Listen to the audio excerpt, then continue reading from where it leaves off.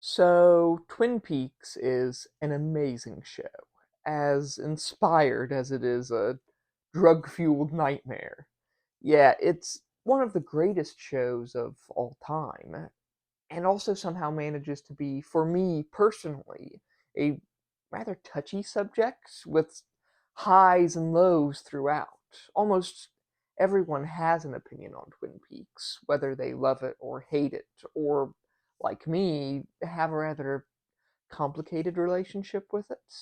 Twin Peaks is the beautiful and abominable brainchild of David Lynch, the clown prince of weirdness, and Mark Frost, a more down to earth writer by comparison. It is jam packed with mystery and deception and magic, following one of the greatest fictional characters of all time, in my not so humble opinion, that being Dale Cooper, a quirky FBI agent who gets distracted by trees and nice coffee and practices various forms of magic and mysticism.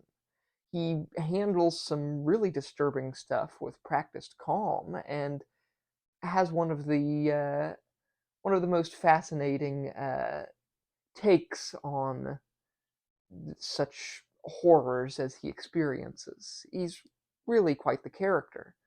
The first season in general is just one of my favorite things ever, following Coop as he enters the town of Twin Peaks and investigates the murder of Laura Palmer. Laura is the one, although we'll get to that in about 25 years.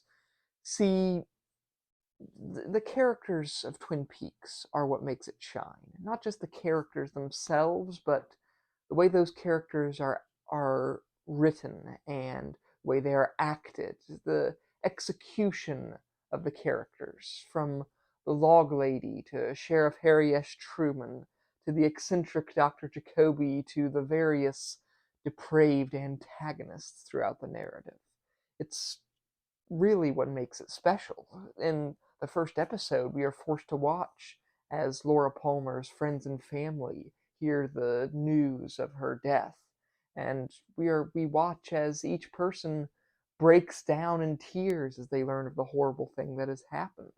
I mean, really, you can think Twin Peaks is awful. You can think it's the worst show ever. I'm fine with that. You're entitled to your opinion. But if you weren't if you felt nothing upon seeing Laura Palmer's mother and father crumble, then I'm afraid to say you might be some sort of sociopath.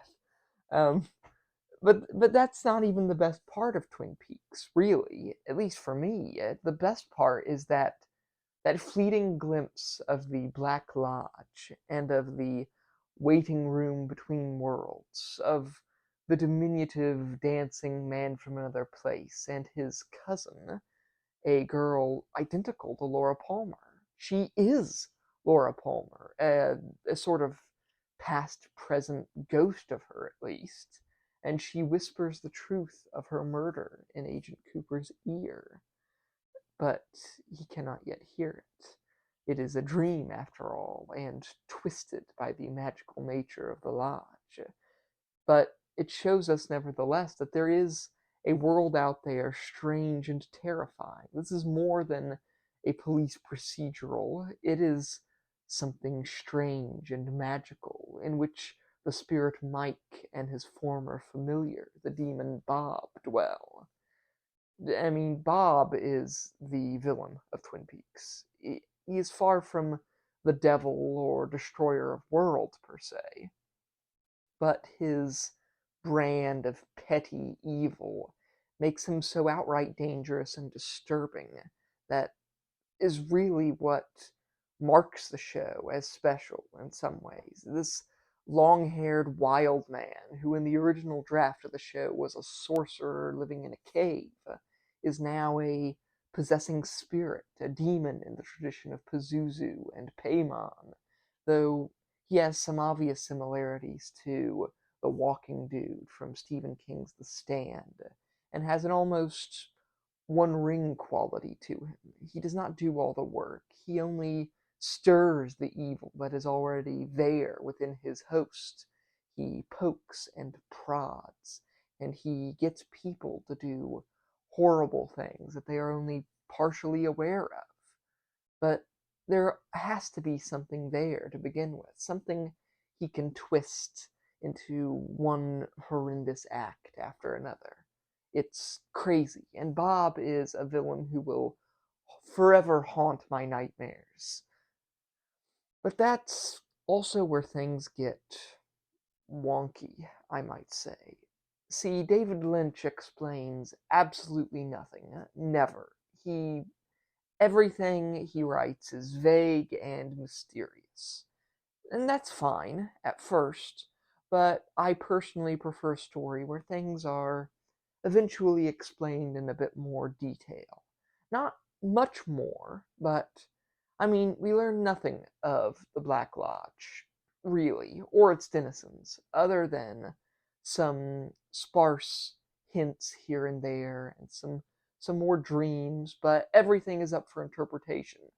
Both a good thing and a bad thing in some cases.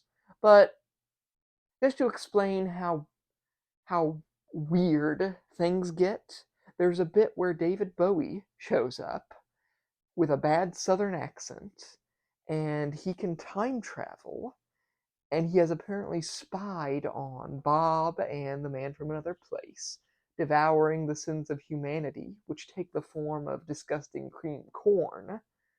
And then David Bowie F's right off, and we pretty much never see him again. Um, and that's like 5 minutes of a movie of the movie Fire Walk with Me that ties into the show. See, I love Twin Peaks, and if it seems like I'm a little hard on it, it's because I've been chasing that high of Coop's first visit to the Black Lodge and the waiting room, and the incredibly emotional writing of the first episode in general, ever since I've seen it. Nothing has been half as good for me, and when I find myself annoyed with some of the minor choices made later on, it's only because I care so much about the show. Don't even get me started on the third season. It takes all the highs and all the lows of the the show up until that point and just magnifies them 100-fold. But if you ever ask me what the plot of the third season is, at least how it ends, I'll probably laugh in your face and then burst into tears. Uh, because Twin Peaks, in its entirety, I don't think I'll ever watch it again. There's just too much, and some very odd characters I would rather not have to see again. And that is why the fan edit for Twin Peaks, of the first and second season, that is, called the Northwest Passage, is so great, as that only follows the story of Laura Palmer and Coop's investigation of her death. And it cuts a great deal of the rather shoehorned in soap opera romance plot lines, as well as some of the more outrageous subplots of the second season, and really boils it down into its best qualities, you might say. We're left only with Laura Palmer and Dale Cooper and Bob. Twin Peaks is so wonderful and weird and awesome. I'll be more than happy to argue that point if you want, but I'm not going to say my opinion is right, nor am I going to say that what I like or dislike about the show is it should mean anything to you. I just wanted to share my thoughts on the creepy, twisted little story that still keeps me up at night wondering just what's going on in that horrible little town.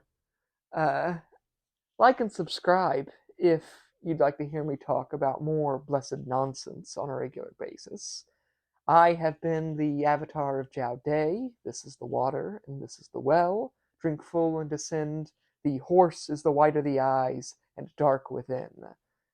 The owls are not what they seem. Bye.